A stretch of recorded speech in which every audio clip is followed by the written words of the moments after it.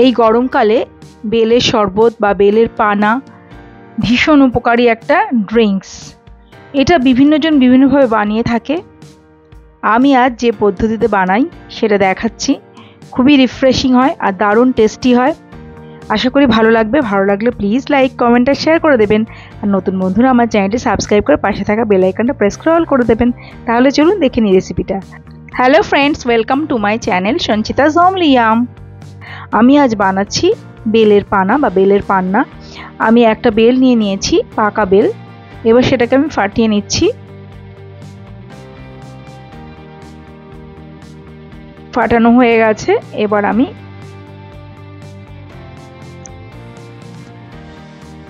Bell থেকে নরম অংশটা বের করে নিচ্ছি। এভাবে একটা চামচের সাহায্যে কুড়ে নিচ্ছি বেলটা।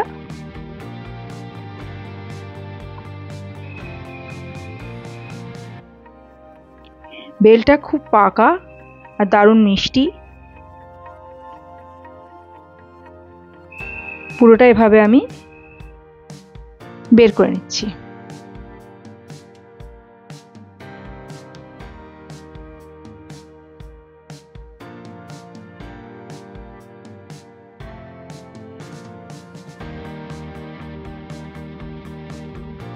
পুরোটা আমার বের করা হয়ে গেছে। এবার আমি অল্প অল্প জল দিয়ে মেখে নেব বেলটা, চটকে নেব ভালো করে। অল্প অল্প করে জল দিচ্ছি আর বেলটা হাত দিয়ে চটকে নিচ্ছি।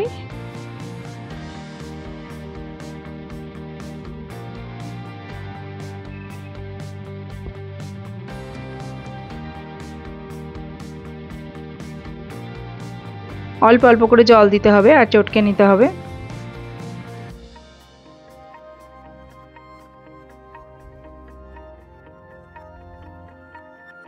আমি একটা পটাটো ম্যাশার দিয়ে ভালো করে ম্যাশ করে নিচ্ছি।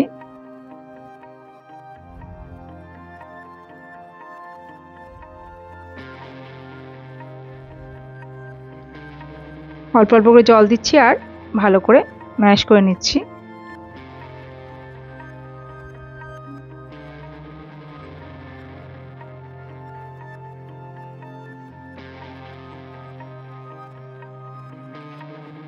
হয়ে গেছে। এবার আমি ছেঁকে নেব।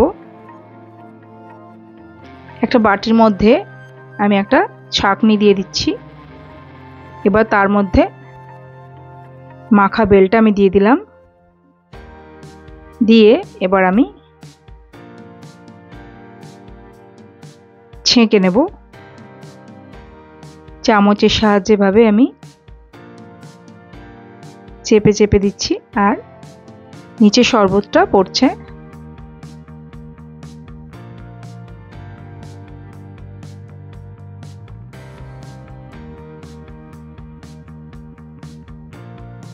এবার আমি আবার এই বেলটা বাটির মধ্যে রেখে নিচ্ছি। তারপর আবার এটাতে একটু জল দিয়ে দিচ্ছি। এইভাবে 2-3 বার আমাদের জল দিয়ে মেখে মেখে নিতে হবে আর ছেঁকে নিতে হবে।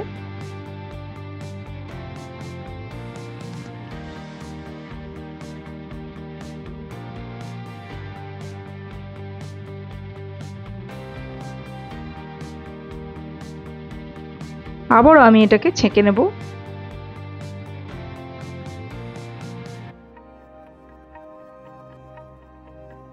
এভাবে আমি 2-3 বার জল দিয়ে মেখে মেখে ছেঁকে নেব।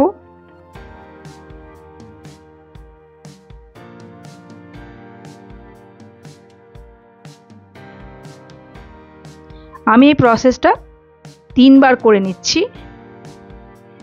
দেখুন এই ছিবড়াটা এবার আমি ফেলে দিচ্ছি।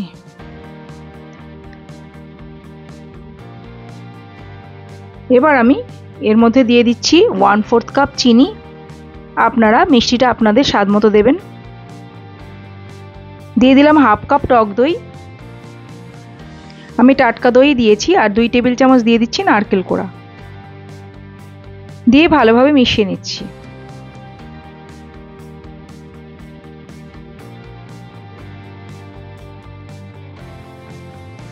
এভাবে বানালে কিন্তু দারুণ টেস্ট হয়। আর বেলের উপকারিতা সম্পর্কে আমরা তো সবাই অবহিত। ভালো করে মিশিয়ে নিয়েছি। এবার আমি নিয়ে নিয়েছি দুটো গ্লাস, তাতে আমি এবার শরবতটা ঢেলে নিচ্ছি।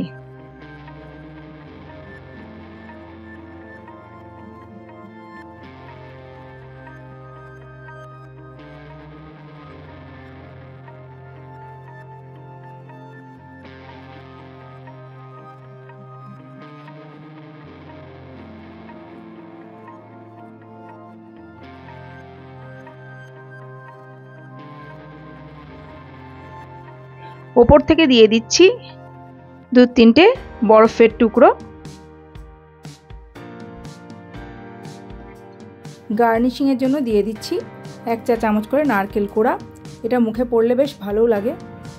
উপর থেকে দিয়ে দিচ্ছি একটা করে চেরি। তৈরি হয়ে গেছে আমাদের বেলের পান্না বা বেলের শরবত। আশা করি ভালো লেগেছে।